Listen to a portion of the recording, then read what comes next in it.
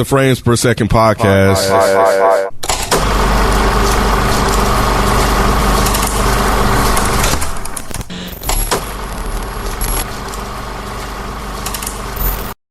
Hey everybody, and welcome to a new episode of the Frames Per Second podcast. My name is Kenneth Beans. Joining me, I have Mike and Spike. What up, dude? We are here discussing monologues from movies. So I would imagine... And TV shows. Mm-hmm. So I would imagine we could probably have a number of them. And this could be one of many different ones that we could do. So this could probably be like a little series that we do. If you guys like it, and let us know in the subreddit that we have, which is the Frames Per Second. So we would definitely love to have you guys as part of our community. So we will each have a minimum of 3, and if there are any other ones, we'll of course welcome those as well. So let us go ahead and kick things off. Spike, so will most of yours be coming from television shows? You have any movies? Yes, my first. I got 2 from movies, and then okay. All right, I was just kind of curious. But what's your first one? The legendary scene from Training Day. King Kong ain't got shit on me. Mm-hmm. When Alonzo gets caught by Jake at the end, and takes his money. And he starts saying shoe program, nigga, 23-1, all of those things. Oh, you motherfuckers. Okay. All right. I'm putting cases on all you huh? You think you can do this Jay! You think you can do this to me? You motherfuckers will be playing basketball in Pelican Bay when I get finished with you. Shoe program, 23-hour lockdown. I'm the man up in this piece. You'll never see the light of who the fuck you think you fucking with. I'm the police. I run here. You just live here. Yeah, that's right. You better walk away. Go on, walk away, because I'm going to burn this motherfucker down. King Kong ain't got on me. Yeah, but that's my favorite probably movie monologue. That just off the top of my head, I remember him giving that scene. Yeah, that's very, very, very, very well-known scene. People just say it without probably even knowing where it's coming from. Mm-hmm. It's funny because I had just recently rewatched that scene because somebody had asked us to do like certain things for the anniversary. That was gonna be they said I should do the Training Day thing, so I went to rewatch it, and I watched it just to see if I can pull it off. I'm nowhere even close to Denzel, like 1,000% close to him. I think what was so impressive about that monologue and that scene, that was the first time I remember seeing Denzel like that. Mm-hmm. He'd never played, and I know that's why he won the award for it, but he had never played that role before. And then to that monologue and telling them people like, I am who I am, that was perfect. So that's your first one. All right. I don't know which one I want to start with. I think I'm gonna start with one that's because I do have one that's fun, which I'll save for later. But let's get through the first 3 first. So I think I'm gonna go with Tombstone. I'm not a Western guy. That's a great movie. But that is one of the few Westerns that I like. And there are 2 that I absolutely love from the movie when I was thinking about this. But the one I'm going to go with is when it's from Wyatt Earp. And when he was talking about hell coming with me. All right, Clanton. You called down the thunder. Well, now you got it. See that? It says United States Marshal. Wyatt, please don't kill me, please. Please. Take a good look at him, Mike, because that's how you're going to end up. The Cowboys are finished, you understand me? I see a red sash, I kill a man wearing it. So run, you cur. Run! Tell all the other curs the lie's coming! You tell them I'm coming, and hell's coming with me, you hear? Hell's coming with me! And hell's coming with me, I need to bruh. rewatch that. I haven't watched it in a minute. Me either. I want to rewatch Oh, it it's too. so good. That's my man. favorite Western. Oh, I love Doc man. Holliday. Like Val Kilmer playing Doc Holliday in that movie. So man, that good. shit was Yeah. Tombstone fire. and Unforgiven are the two I used to watch all the time, and then I started watching Young Guns. I used to love me some Young Guns. Oh yeah, Young Guns is But the one that I Tombstone watched. is amazing. You know what I Yeah. didn't know? True Grit. Have y'all seen True Grit? I have not. True Grit. Is Oh, well, I've seen the really- old one. I don't think Not just- I, I, no, know, I I know they remade it. They with, like remade Kurt it. Russell or something, right? Yep. And the old dude from I can't remember what he played in now, but I didn't know it was a movie that we just recently reviewed. She was a little girl in that movie.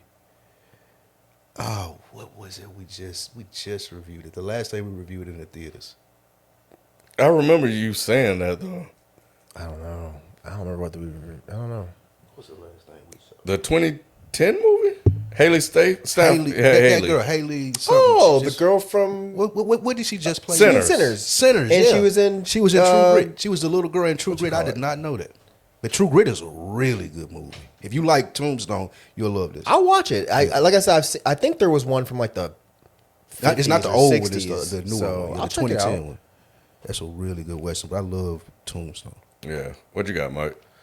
Well, since y'all both went with movies, I'll start with movies because all my other ones were TV shows. But when this topic came up, the first one that came to mind is Firewalk with Me. It's a David Lynch film, and I don't know if either one of y'all probably saw it, probably not. But this is the scene where Donna Hayward is talking to Laura Palmer, and she says to her, she says, Do you think that if you were falling in space, that you would slow down after a while or go faster and faster?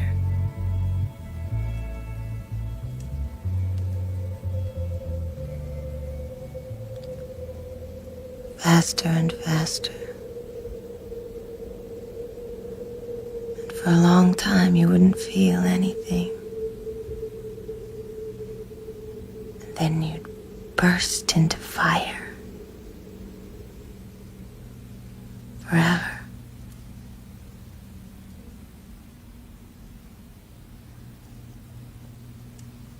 And the angels wouldn't help you.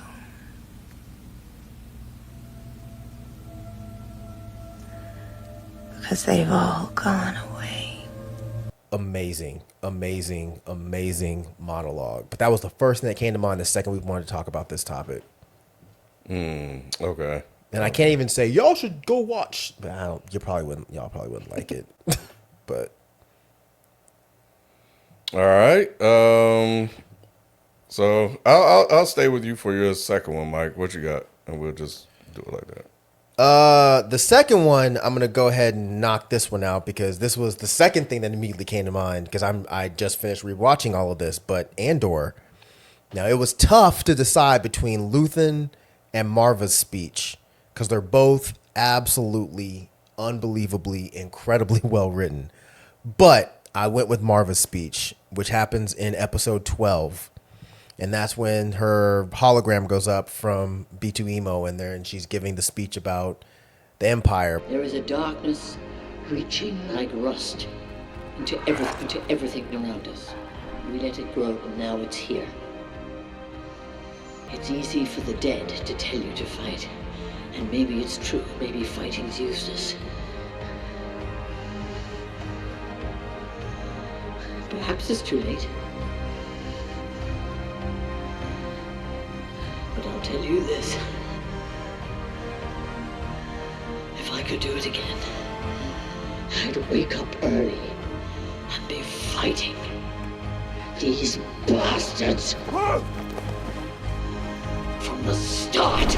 This speech, even though it just came out a few years ago, it's one of my favorite monologues from just about anything I've ever seen. It is a beautiful speech, and when you really sit down and listen to the fact that she's talking about fascism, it's fucking incredible. So that's my second. Okay. My second one, I'm going with John Q. John Koo, man. There are a couple from here, but the one when he was outside, when he came out of the hospital and he was meeting the cops, they were like, "What's going on here, John?" What's going on here, John?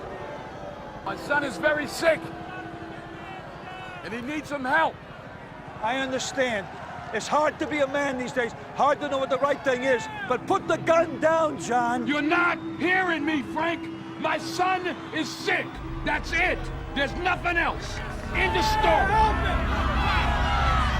When people are sick, they deserve a little help. Yeah. Sick, help. Sick, help. I am not gonna bury my son.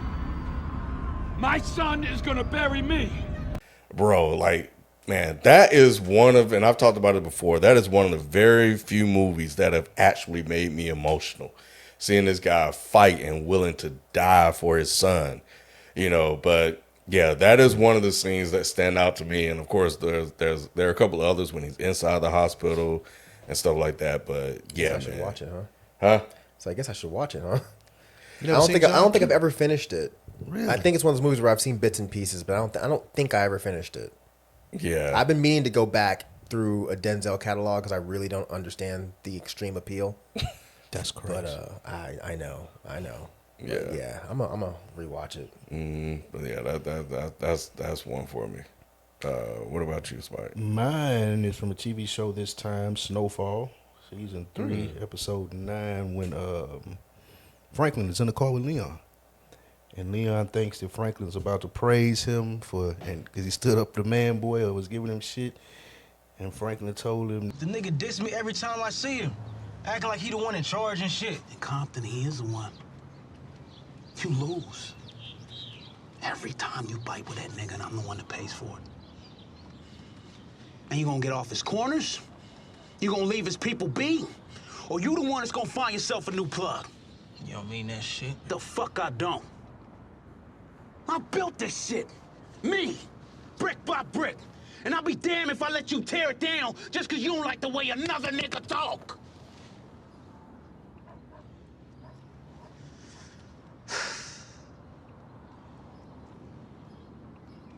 Drive, motherfucker! and he said, "Drive, motherfucker." At the end of it. You couldn't talk to me like that, Spike. I'm sorry. I don't care how big you are. You can't talk to me like Hey, that. that was a great scene. He can't Drive, motherfucker! Ooh. I felt disrespected for Leon. Yes. I was like, oh, I had to clutch my pearls. Stupid. All right. Am I going again? We doing the round robin thing? Yep. It was hard. I sent Jalen a few, so it was hard for me to decide on one. But I guess one that I've remembered for over, it's probably been 30 years now, was Doughboy, the last scene on Boys in the Hood when he's talking to Trey. That's a good one. Turned on the TV this morning. Had the shit on about living in a violent world. Showed all these foreign places foreigners living on. Started thinking, man.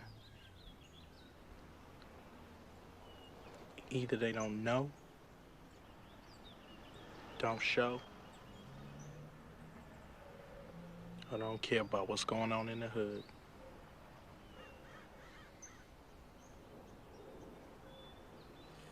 They had all this foreign shit.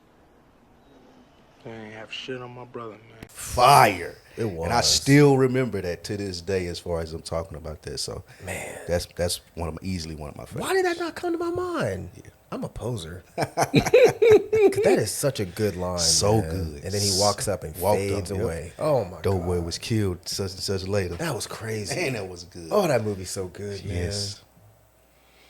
I think one of the kings of monologues on television is Papa Pope from Scandal. Oh, I've never seen it. Man, Mike, Yeah. he is a master at giving monologues, bro. And there are moments where he really hits home. And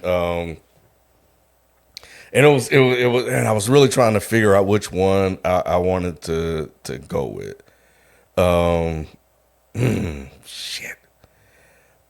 I'm gonna go with damn. There was one about the black president, which I think is really good, and about race being a social construct and stuff like that.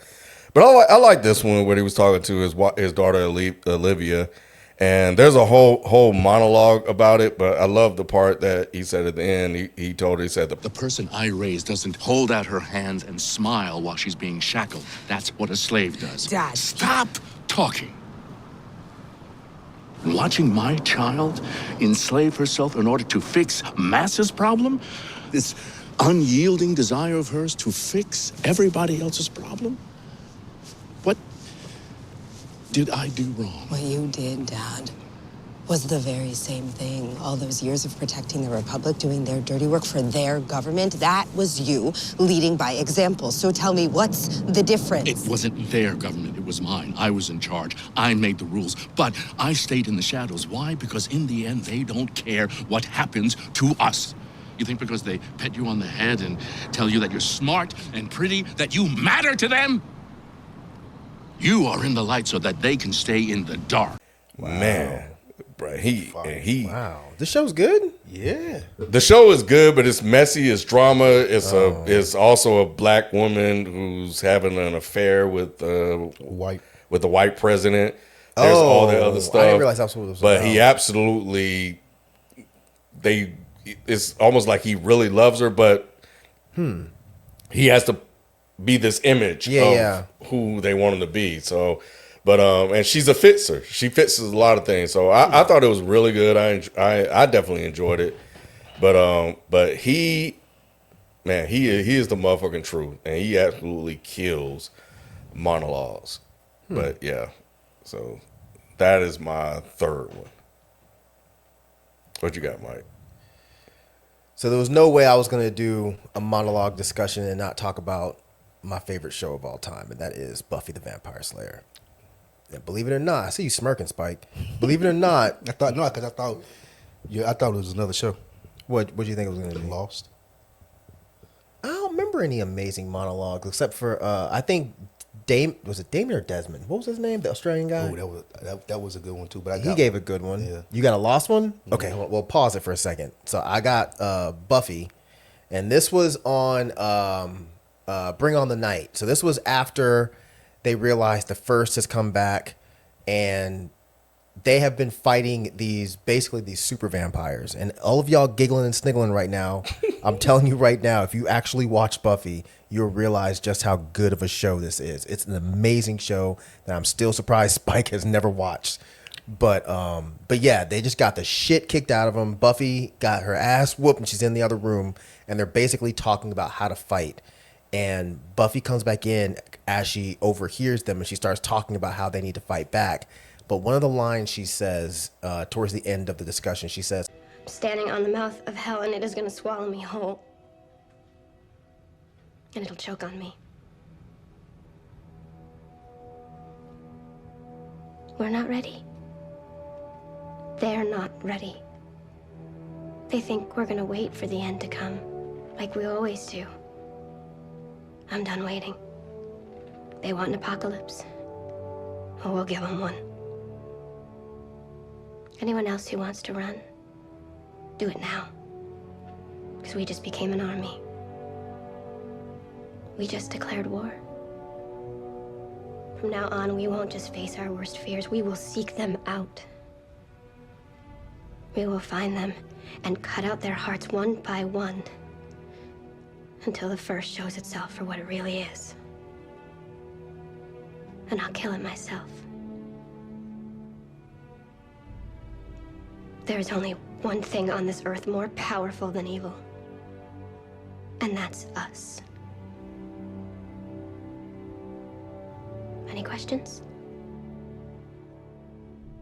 and the episode ended. And I'm telling you right now, when that shit was on, I was like, yo, this shit is so good. But I think this was the last season.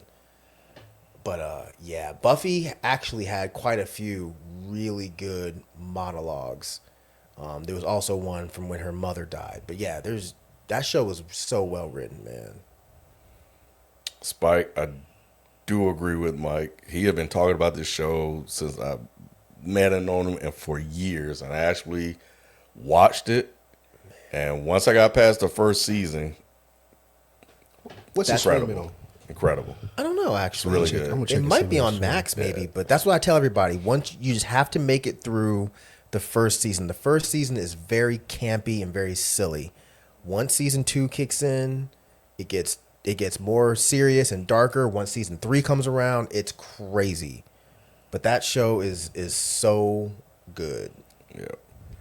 All right. So my last one that I have comes from The Dark Knight, which is by far one of my favorite movies. And there are a couple in that one, but this is the one I chose.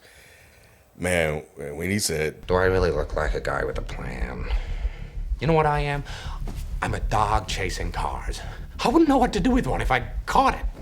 You know, I just do things. The mob has plans. The cops have plans. Gordon's got plans. You know, they're schemers.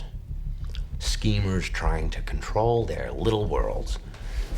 I'm not a schemer. I try to show the schemers how pathetic their attempts to control things really are. Introduce a little anarchy. Upset the established order, and everything becomes chaos. I'm an agent of chaos. Oh, and you know the thing about chaos? It's fair. Right. That's actually really deep.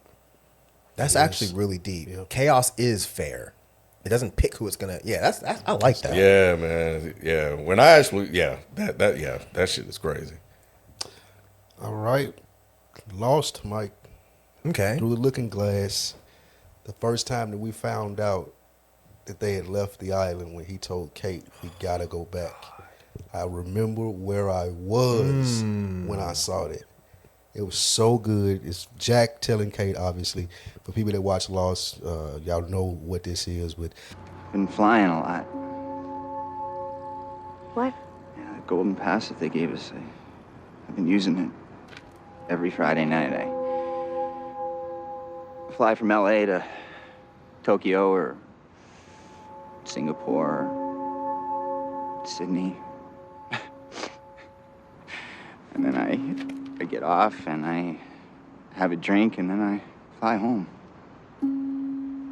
Why? Because I want it to crash, Kate.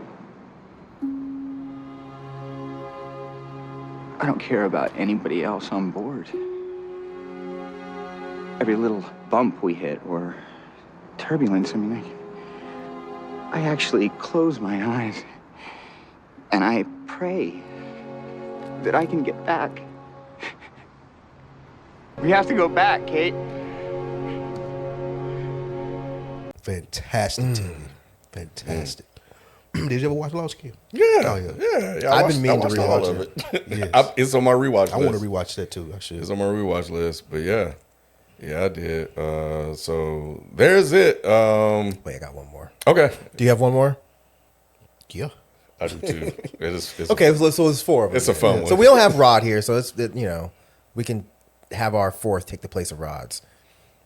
But this is another show that I'm sorry, were you done? No, go. Okay. I'm looking up something. This is another show that I have been talking about a lot, and I really wish someone would listen to me and watch this show. But it's called Skins. This is the UK version, so it's Skins UK. This is some of the best written TV I've ever seen in my entire life. It is incredible. A lot of the actors that we know and love came from this show, like Daniel Kaluuya was first on this. The dude that played Cyclops came from this. I can't think of his name, but you know what I'm talking about. The guy who played young Cyclops. Yeah. The girl that was what was the chubby guy that was Jon Snow's friend in Game of Thrones? Sam. Oh, Sam. the librarian. Yeah. Yeah, Or the he girl went that to he the- yeah. got hooked up with, she came from this show. But the show is amazing. What's the name of it? Amazing. Called Skins. Skins. Just make sure you, if you're ever gonna watch it, just make sure you do Skins UK, because MTV remade it and it was trash. But Skins UK, all of the seasons, it is extremely dark. It's poignant. It's very poetic. But there's a guy on there named Cook who apparently was the vampire in Sinners, and I didn't even realize it. But yeah, he gives this monologue. It was in an episode called Rise Part 2. You think you know death, but you don't. Not until you've seen it, really seen it. And it gets under your skin and lives inside you. But you also think you know life. You stand on the edge of things and watch it go by, but you're not living it. Not really. Just a tourist. A ghost. And then you see it. Really see it. And it gets under your skin and lives inside you. And there's no escape. There's nothing to be done. And you know what? It's good. It's a good thing. And that's all I've got to say about it. So fucking good, man. watch that. That sounds It's so good. But I couldn't figure out what justified necessarily a monologue. But the one that says most of the really poignant and incredibly like written things is the girl that was in Game of Thrones. Her character's name is Cassie. And anytime she talks, it's like someone just fucking wrote a Langston Hughes poem. Damn. The show is amazing. Amazing. But yeah, that's all I got. What about you, Spot? I have the court scene from Game of Thrones, aforementioned, when Tyrion was on trial for killing Joffrey, and he says he wishes to confess. He says, Do you wish to confess? Yes, Father. I'm guilty. Guilty. Is that what you want to hear? You admit you poisoned the king? No. Of that I'm innocent. I'm guilty of a far more monstrous crime. I'm guilty of being a dwarf. You are not on trial for being a dwarf. Oh, yes I am. I've been on trial for that my entire life. Have you nothing to say in your defense? Nothing but this. I did not do it. I did not kill Joffrey, but I wish that I had. Watching your vicious bastard die gave me more relief than 1,000 lying whores. I wish I was the monster you think I am. fire. You're right. That was one of the best monologues. He killed that shit. Yes. I'm guilty of being a dwarf. Oh, yeah, that was good, yeah. I've been on trial for that my whole life. Damn, I need to do a rewatch on that shit, too. And just stop at the last season. Stop at season 8. Yeah. Well, mine is fun. It's more of a line than a monologue, but it's from Samuel Jackson. It's from Snakes on a Plane. Man, get out of here with this shit, man. When he said enough is enough, I've had it with these motherfucking snakes on this motherfucking plane. Enough is enough! I have had it with these motherfucking snakes on this motherfucking plane! Everybody strap in! I'm about to open some fucking windows. Oh, God. I haven't watched that in a long time either. That movie is so stupid. So ridiculous. But that's a classic ass line, man. And we'll leave it there, man. Leave us your favorite quotes in the comments on Spotify. You can hit us on Instagram, on Twitter, and the subreddit, man. We'd love to hear from you guys. And we'll leave it there, man. We'll catch you guys next time. We out. Peace.